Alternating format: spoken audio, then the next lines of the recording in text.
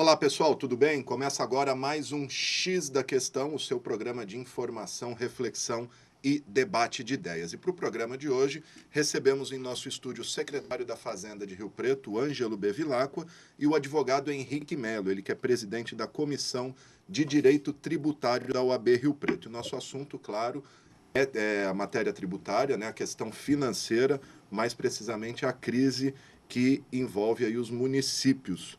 E, para eu começar, vamos ao X da questão. Secretário Ângelo Bevilacqua, como é que está a situação de Rio Preto hoje perante essa crise econômica pela qual o país atravessa? Bom, a Prefeitura de São José do Rio Preto é uma prefeitura equilibrada, nós temos controle sobre os gastos, né? Nós tivemos uma perda de arrecadação nos primeiros 7 meses de 9 milhões de reais aproximadamente. Isso é fruto realmente da crise que o país vem atravessando e a nossa cidade e região, apesar da importância que nós temos no cenário nacional, nós também sofremos o reflexo disso, não é? Esses 9 milhões é que o senhor diz de perda em relação ao que era estimado e o que foi realizado? Sim, entre aquilo que nós projetamos e aquilo que nós conseguimos realizar. Se você pensar em termos estatísticos, isso não é muito. Sobre o total, daria menos de 1%. Em qualquer país de economia estável, isso seria considerado uma coisa normal. Mas quando nós temos poucos recursos e temos obrigatoriedade de gastos e imposições da justiça para que a gente efetue despesas, isso se torna um pouco complicado, não é? Para exemplificar aí para o nosso ouvinte, nosso telespectador, o orçamento projetado para esse ano é de 1.868 milhões 140 mil reais, dos quais 1 bilhão a prefeitura já empenhou. Esse orçamento vai ser realizado? Nós vamos realizar, nós temos que Tem que realizar, realizar. não é? Obrigatoriamente nós temos que realizar. Então, existe um controle efetivo, diário, a cada instante de todas as despesas da prefeitura. Deixa eu ouvir a opinião do doutor Henrique Melo. Doutor, qual a análise que o senhor faz da conjuntura econômica e tributária hoje do país? A gente vai sair dessa crise que está instalada aí? Obrigado. Bom, eu que agradeço, Alexandre. Cumprimento também o doutor Ângelo. Sairemos da crise. É claro que toda crise, em razão do que é próprio do ciclo, demora um pouquinho para ser deixada para trás.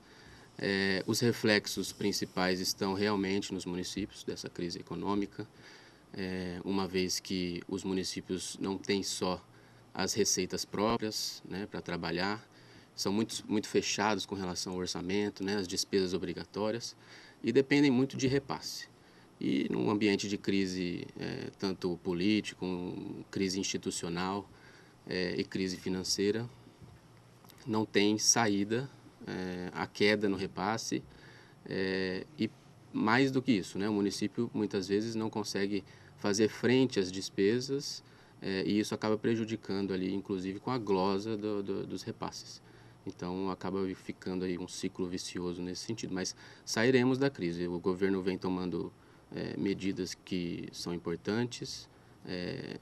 Tudo bem que algumas dessas medidas deveriam ser melhor discutidas, principalmente essa ideia que se aplica diretamente aí ao problema dos municípios, que é a aprovação de uma reforma tributária.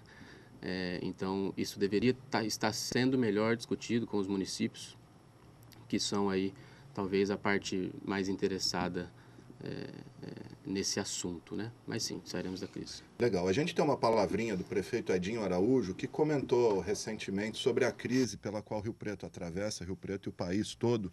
Vamos ver o que disse o prefeito Edinho Araújo e, na sequência, a gente comenta. O município é o palco da vida, é onde as pessoas vivem cada vez mais. O país vai virando um país urbano. E nós precisamos sempre ter em mente o Pacto Federativo, um novo Pacto Federativo, porque as atribuições dos municípios aumentam sempre, as necessidades, e é preciso que as autoridades tenham sempre presente esta questão. E mais do que nunca a AMA, que é a representação dos municípios, traz aqui instituições, órgãos, ministérios, secretarias, para atualizar a informação e é sempre bom levar esta tese do Pacto Federativo. Prefeito, a maior dificuldade hoje é a questão orçamentária mesmo, não só em Rio Preto, mas nas demais cidades? Sim, eu acho que em todos os lugares, primeiro que a grande maioria dos prefeitos assumiram a prefeitura agora em 1º de janeiro, portanto não foram por eles elaborado o orçamento. Essa é uma situação. Segundo, que a crise econômica afeta a arrecadação, os tributos.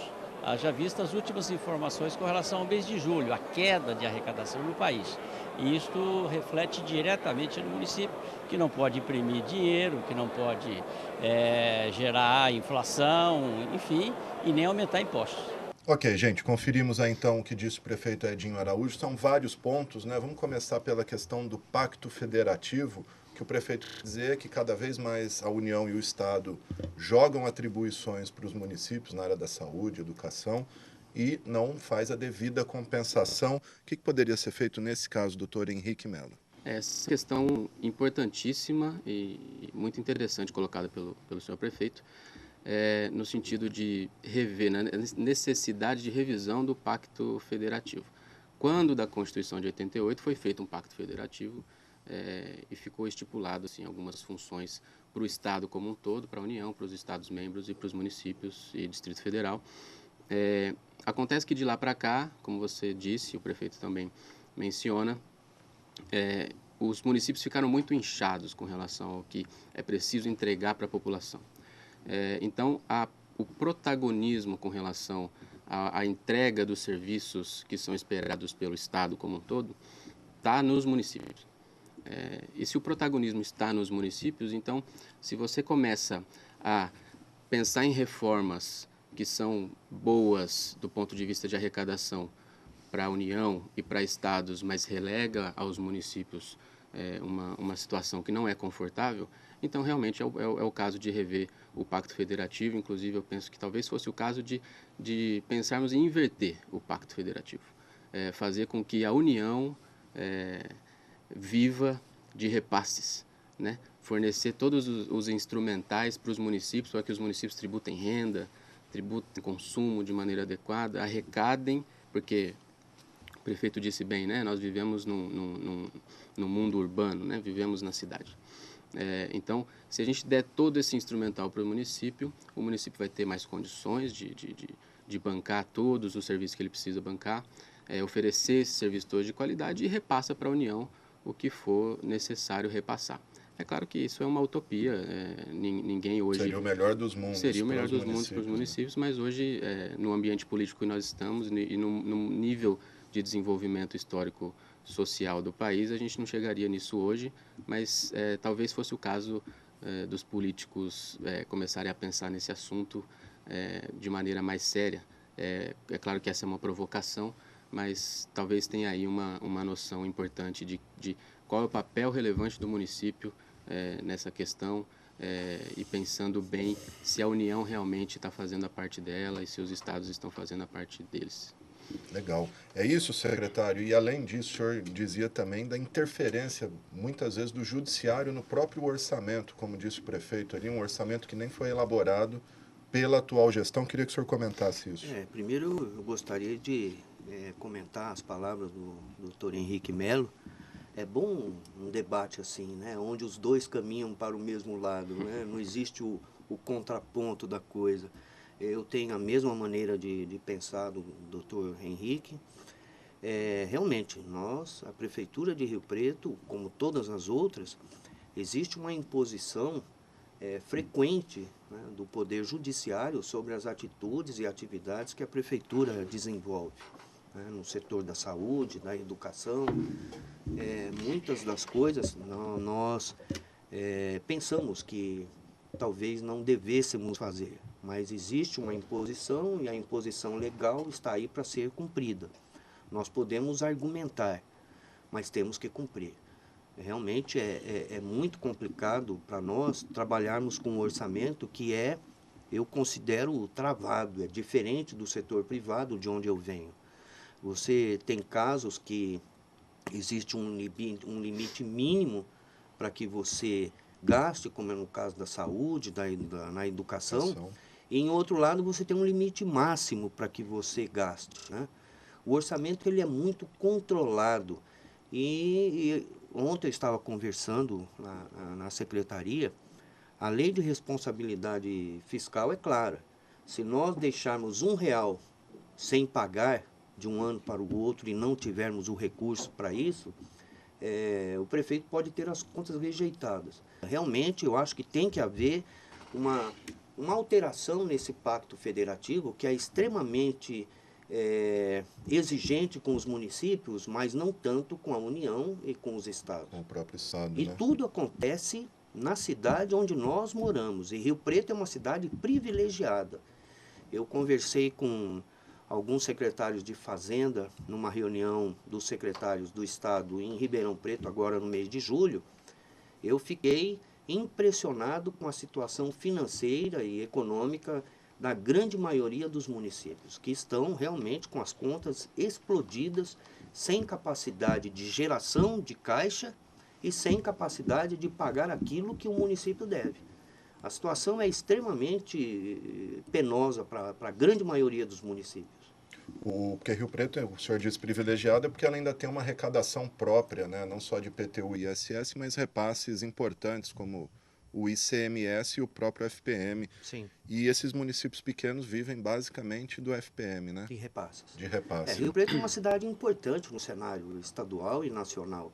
Rio Preto tem um comércio vibrante, que tem uma área de influência extremamente grande, e a área de serviços médicos, hospitalares, que geram uma boa receita para nós, né? Rio Preto é uma cidade realmente privilegiada, mas foi à custa de muito trabalho, de muita ideia sendo colocada em prática. Hoje nós estamos colhendo um pouco desse trabalho que foi árduo ao longo da história. Tá certo, gente. Esse é o X da questão. Estamos debatendo aí a crise financeira que atinge os municípios em decorrência da crise nacional. Com a gente aqui o secretário da Fazenda, Ângelo Bevilacqua, e o advogado Henrique Melo, ele que é especialista em direito tributário, preside a comissão da OAB. Vamos para um rápido intervalo, a gente volta na sequência.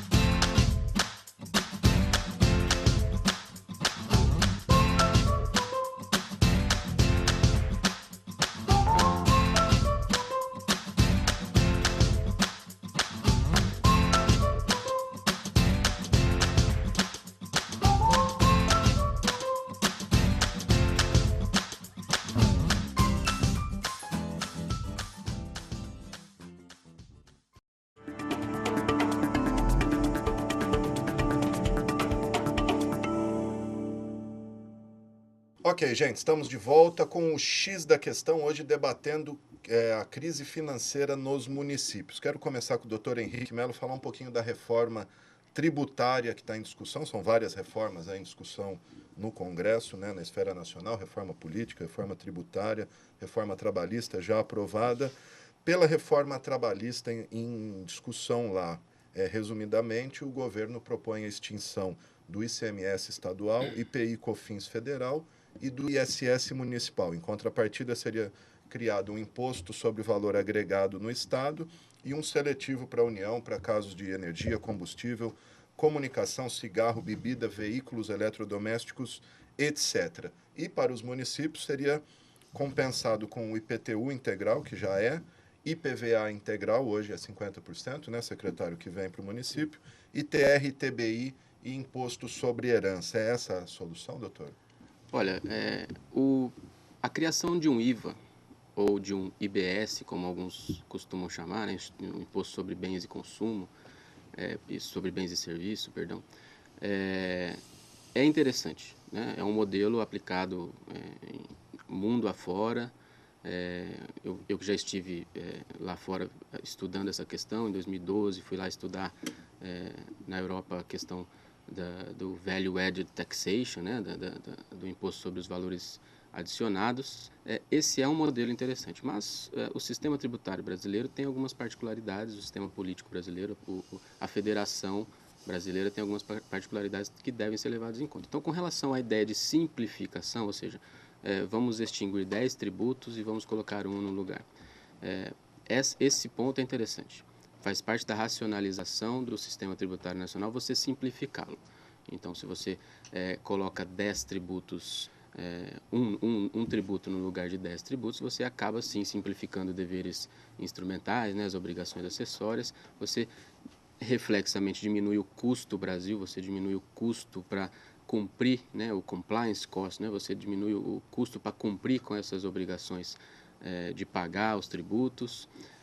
Então, desse ponto de vista, é um caminho interessante a criação de um IVA. O problema é que, de novo, voltando aqui para os municípios, né, do jeito que está a situação, não vai facilitar, não vai ajudar tanto uma parte importante desse pacto federativo, que é o município. Então, os municípios vão continuar. O problema, na minha opinião, está na estrutura de garantia de receitas para os municípios, né? Esse é o problema estrutural, ou seja, quando você impõe que os municípios dependam de repasse e propõe uma reforma tributária em que os municípios continuam dependendo de repasse, você não muda a situação, você deixa a insegurança ainda no ar, porque se vier depois lá na frente uma outra crise do tamanho dessa ou até pior, aí a situação dos municípios fica ainda mais delicada. Então, assim, do ponto de vista de simplificação, a ideia é interessante. Agora, me parece que falta debate, me parece que falta trazer para a mesa os municípios, trazer para a mesa a população para justificar essas mudanças. O governo tem se aproveitado desse momento para aprovar essas reformas todas, como você bem disse, a reforma trabalhista, a reforma previdenciária, a reforma política, que me parece que talvez não saia. E estão tentando também fazer a reforma tributária, talvez com aquela ideia de que, olha, o ano que vem é um ano de eleição, então no ano que vem a gente não vai conseguir aprovar mudanças importantes. E faz de qualquer jeito, empurra a goela abaixo. E aí empurra a goela abaixo, exatamente. Faz uma coisa assodada e aí talvez o resultado disso não seja bom para ninguém a longo prazo. Secretário, especificamente da questão dos municípios, seria um bom negócio acabar com o ISS em contrapartida garantir a integralidade do IPVA? Me parece que não é bom negócio, né? Pelo estudos iniciais que nós estamos fazendo na Secretaria da Fazenda, caso ocorra isso, né, nós deixaremos de receber o ISS a troco do IPVA, do 50% restante do IPVA, de cara Rio Preto perderia 100 milhões de reais no seu orçamento. Eu não sei qual vai ser a forma de repasse dessa movimentação, mas eu sempre achei o seguinte, nós temos que ter domínio sobre aquilo que a gente recebe. A partir do momento que você vive de repasse, nós fazemos a nossa parte. Estamos trabalhando com redução de custos, de despesas, para adequar tudo isso a uma previsão de receita. Eu trabalho com a parte real da economia da cidade. Nós estamos fazendo a nossa parte, mas será que os outros entes da federação estão fazendo a parte que lhes cabe? Eu não tenho visto isso. Eu não tenho visto. Nós diminuímos o nosso custo para adequarmos a uma provável receita. Se a União não faz a parte dela e depois ela tem que repassar para o município a parte que lhe deve, quem me garante que isso vai ocorrer? Tivemos atrasos interessantes e importantes com relação ao repasse do ICMS, certo? E se nós não tivéssemos caixa para bancar o atraso desse repasse, como é que ficaria a nossa cidade? É o colapso. É muito complicado.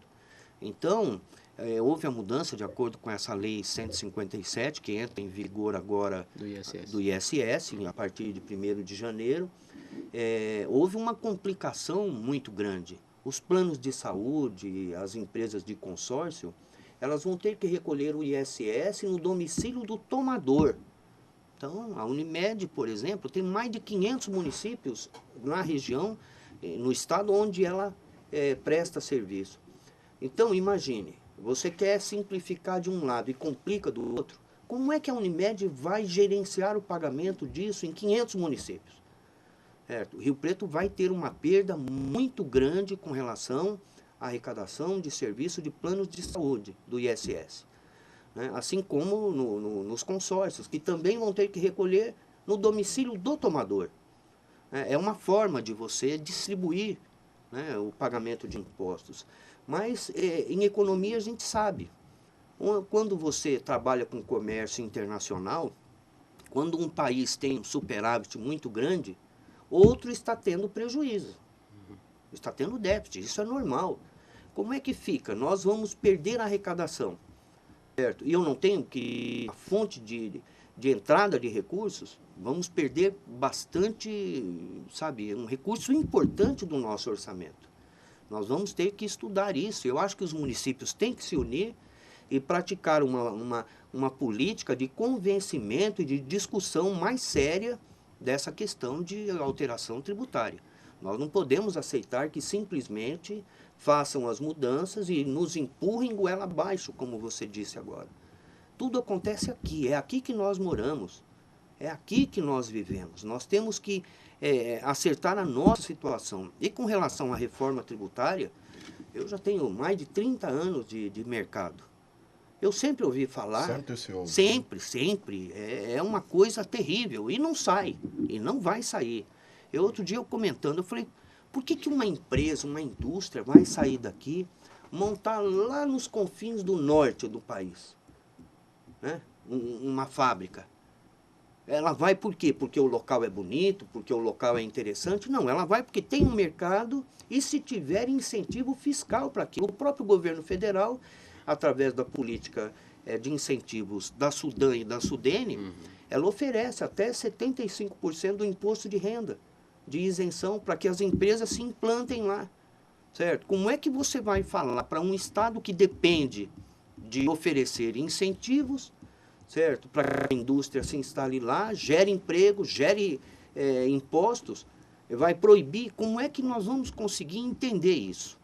Certo? Isso é uma coisa que é muito difícil de você colocar na cabeça de uma pessoa num estado que depende disso. Olha, a partir de agora não pode mais. Não vai mais poder. Nós vamos criar um IVA. E a gente sabe que quando é de caráter geral, a União pode, né, através do Senado, do Congresso, ela pode criar medidas, né, e que vão impactar diretamente outros estados, municípios. Os municípios pequenos estão adorando isso, mas nós vamos ter problemas, nós precisamos estar atentos a isso. O senhor é a favor de incentivo fiscal para atração de empresas, isenção de impostos, doação de terrenos? A lei não permite, né? A lei não permite, mas é uma forma de atração. Qualquer país faz isso. Porque o próprio Brasil está sendo questionado agora na OMC por conta do subsídio ao IPI, então, né? Isso é interessante, né? Como diz no Nordeste, tem um ditado velho que eu acho que é certíssimo, né? Farinha pouca, meu pirão primeiro. Né? A França deu um incentivo fiscal para o setor agrícola a vida inteira, certo? Foram questionados e continuaram praticando incentivos, certo? Por quê? Porque eles não têm competitividade. Precisa ser feito isso, porque senão acaba, é um setor terrível. A indústria nacional, né? Não, na França é uma complicação. Eles fecharam todas as estradas próximas de Paris há um tempo atrás por causa da diminuição de incentivos. Eles não sobrevivem. Então, são políticas econômicas, não se pode misturar muito uma política econômica, certo, com a questão, vamos dizer assim, jurídica da coisa. É uma forma de atrair. Certo? Ninguém vai sair daqui para montar em outro local uma empresa, uma indústria, se não tiver um certo atrativo, nem que seja de mercado. Mas como é que você abre mercado num local que você não tem uma boa geração de renda, né? Você não tem as condições de infraestrutura? Né? É difícil. Doutor, a opinião do senhor sobre isso. E você vê a incoerência do nosso sistema político e jurídico e até econômico. O governo aprovou essa lei, voltando naquela questão da lei 157 do ISS primeiramente, depois para comentar essa outra parte, aprovou ali no apagar das luzes essas alterações do ISS o ano passado, na tentativa de tentar acabar com o que estava na cabeça deles ali, uma guerra fiscal entre os municípios, né? Tem a guerra fiscal entre estados, tem a guerra fiscal entre municípios, estados e União, sempre em guerra. Mas a questão é que você investe numa nova legislação que prevê alguma determinada alguma coisa relacionada ao ISS e alguns meses depois você propõe uma reforma tributária que é para acabar com aquele tributo que você acabou de investir tempo, energia, né, para aprovar mudanças significativas a respeito daquilo. Então é uma primeira incoerência. Outra incoerência é a questão dos gastos tributários indiretos, ou seja, os benefícios fiscais. A União está liberada para dar benefício fiscal. Ela consegue colocar isso numa caixinha que chama gastos tributários indiretos e coloca isso no demonstrativo de gastos tributários e consegue se comprometer no sentido de que aquilo não é contrário à lei de responsabilidade fiscal. Então, ela consegue fundamentar esses incentivos que ela está dando, justificar. Mas aí, ao mesmo tempo, ela impede que os estados façam a mesma coisa, que os municípios, principalmente, façam a mesma coisa. E a reforma também vem no mesmo sentido, ou seja, eu vou controlar a sua arrecadação, o IVA vai ser central e eu vou te repassar. Você não vai ter chance de dar um incentivo para ninguém. E aí a questão se uma empresa estiver pensando em se instalar em São José do Rio Preto, o município de São José do Rio Preto não vai ter nada para oferecer do ponto de vista fiscal como contrapartida, que é realmente uma coisa que é algo que realmente atrai, né? Atrai e não tem nada de errado com relação a isso. É claro que tem que seguir os limites da lei, né? Com relação ao ISS, por exemplo, você não pode oferecer algo que esteja menor que uma alíquota equivalente a uma alíquota de 2%. Então, assim, se você fizer as coisas dentro do que a lei permite, não tem problema você oferecer o que depois vai se caracterizar como um gasto tributário indireto. Ou seja, ao invés de você pegar 10 milhões e investir naquela determinada atividade, você diz para aquela atividade, você não precisa me pagar os 10 milhões, então estou gastando indiretamente. Isso faz parte da vida, isso faz parte da economia. Isso é uma coisa que teria que ser garantido, por exemplo, nessa reforma tributária. E hoje caracterizaria uma renúncia de receita? Para os municípios caracterizaria, né? Para a União não necessariamente. Tá você oferece um benefício, não integralmente, como no caso do ISS, você não pode oferecer benefício abaixo de 2%. A lei veda isso. Né? Mas não se pensa que uma empresa vindo para cá, ela vai gerar mão de obra, esse dinheiro vai circular na cidade, o efeito multiplicador da moeda não é levado em consideração. Né? Isso movimenta a economia. Eu acho que isso deveria ser, claro, como disse o doutor Henrique, deveriam ter limites, certo? Mas eu acho que as prefeituras, o Estado deveria ter condição de trabalhar com isso. Você não pode fazer a economia andar por canetadas, certo? Com decretos, com leis. A economia é uma coisa dinâmica. Eu acho que nós temos que pensar isso. Né? Tá certo, gente. Infelizmente, o nosso tempo é curto, o debate aqui podia render o dia inteiro. Quero só citar alguns dados que o secretário trouxe aqui, né, secretário? As principais fontes de arrecadação, o IPTU, aí uma previsão de 165 milhões, realizado 124 milhões, abaixo do previsto até agora. O ISS, 180 milhões, olha só, 116, 180 o ano inteiro, 116 até agora. E o FPM, 51 milhões, até agora 31 milhões. Aí vai estar aí na tela aí todos os dados para você conferir. Eu agradeço a participação do senhor aqui com a gente. Já está convidado para um próximo debate, para vir atualizar a situação do município. Doutor Henrique, muito obrigado pela sua disposição de estar aqui com a gente. Eu que agradeço. Um grande abraço para o senhor e para você que nos acompanhou em mais esse X da Questão. Um grande abraço e até a próxima.